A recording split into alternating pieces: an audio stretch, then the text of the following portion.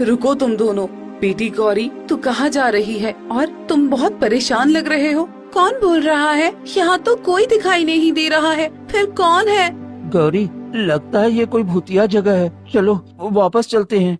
गौरी, मुझे बहुत जोर की भूख लगी है और मुझे कुछ भी दिखाई नहीं दे रहा। तो मैं क्या बनाऊं, क्या खाऊं, मुझे कुछ समझ में नहीं आ रहा है। मैं कुछ खाने का इंतजाम करके आती हूँ। गौरी घर से निकलकर गांव वालों के पास जाकर खड़ी हो जाती है। कोई कुछ खाने को दे दो। ये गाय यहाँ पर क्या कर रही है? लगता है हमसे कुछ कह रही है। अरे गाय भला कैसे बोल सकती है? तुम्हें जरूर कोई नशा हुआ है। अरे जा जा जा यहाँ से। तेरा साया हमारे ऊपर मुसीबत लाने वाला जैसा है। जा जा यहाँ से। गौरी को भगा दिया जाता है और वो कई जगह मदद मांगती है, लेकिन कोई उसकी मदद नहीं करता।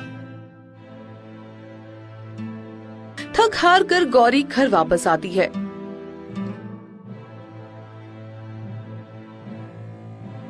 क्या हुआ गौरी, कहीं कुछ खाने का इंतजाम हुआ क्या?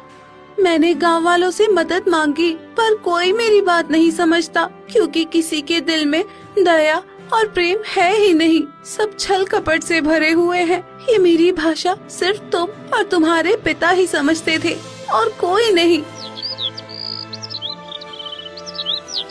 दिन बीतते हैं और दोनों की हालत दिन ब दिन खराब होती जाती है।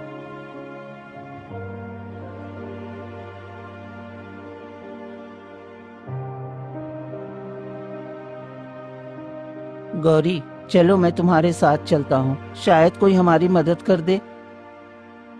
दोनों एक गांव वाले के पास जाकर कहते हैं।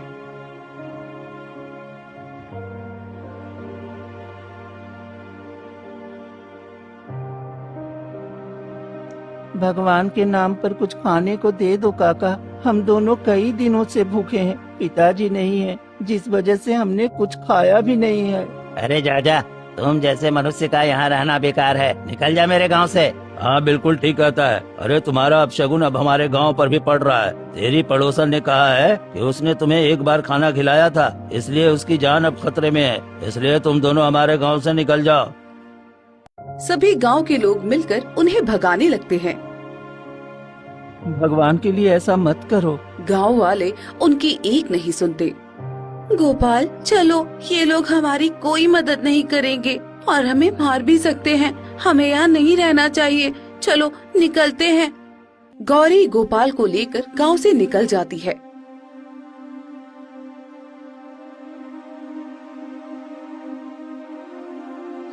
और घने जंगलों की तरफ चली जाती है।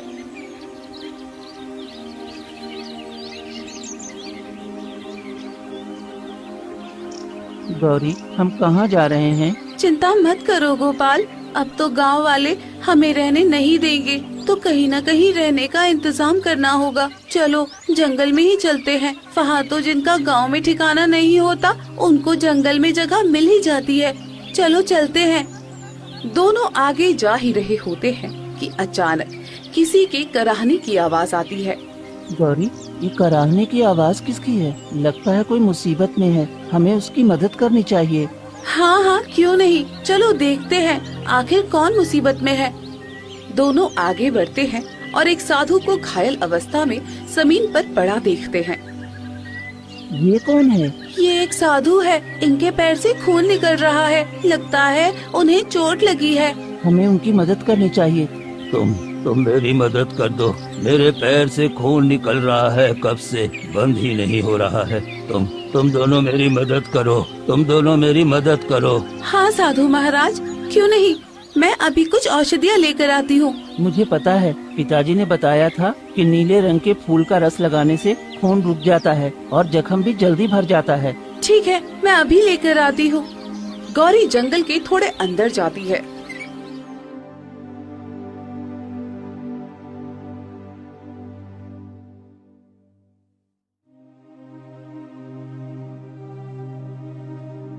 और नीले रंग का फूल लाकर साधु के जख्म पर रख देती है।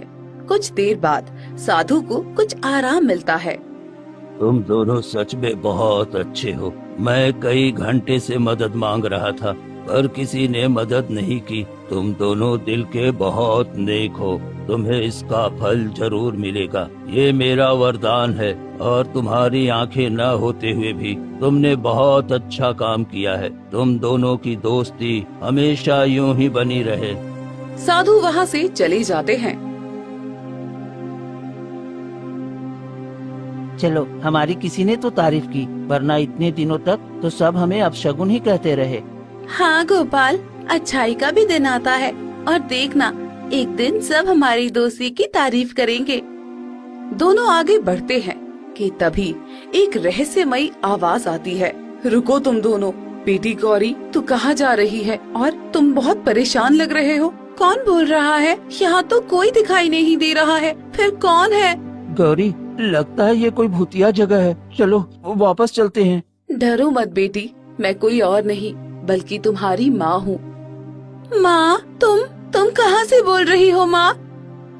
हाँ, यहीं पर मेरी मृत्यु हुई थी और मैं तुम्हें एक वरदान सौंपना चाहती हूँ। कुछ याद आया? हाँ माँ, तुम मुझे छोड़कर क्यों चली गई माँ? मुझे बहुत याद आती हो तुम, और अब सब लोगों ने हमें गांव से बाहर निकाल दिया है। डरो मत बेटी, मैं तुम्हारी तकलीफें देख रही थी, इसलिए मैं यहाँ से न जा सकी। पर मैं जानती थी कि तुम दोनों एक ना एक दिन यहाँ जरूर आओगे, इसलिए मैं तुम्हारी प्रतीक्षा कर रही थी। गोपाल, मैं तुम्हें एक वरदान देना चाहती हूँ। तुम जिसे भी छुओगे वो सोने की चीज बन जाएगी। जिस प्रकार गांव के लोग तुमसे नफरत करते थे, उसी प्रकार अब तुम्हारी इज्जत करेंगे। क्या सच में? हाँ, अब से तुम्हारी जिंदगी की सारी तकलीफें खत्म हो जाएंगी। ये मेरा वरदान है।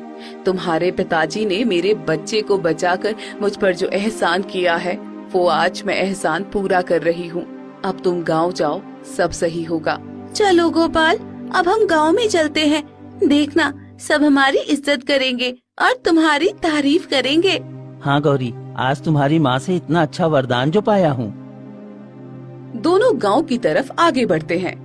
मुझे बहुत जोर की प्यास लगी है गौरी, रुको ना, किसी के घर के पास रुको, मुझे उनसे पानी लेना है। हाँ ठीक है, पास में एक घर है, चलो वहीं चलते हैं।